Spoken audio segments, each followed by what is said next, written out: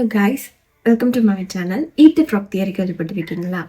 காலையில் எழும்பினோடனே ஒரு லைவாக இருக்கிற ஒரு தவளையை சாப்பிட்டீங்கன்னாலே அந்த நாள் ரொம்ப ஸ்ட்ரெஸ் ஃப்ரீயாக போகும் அப்படின்றது தான் ரூலே.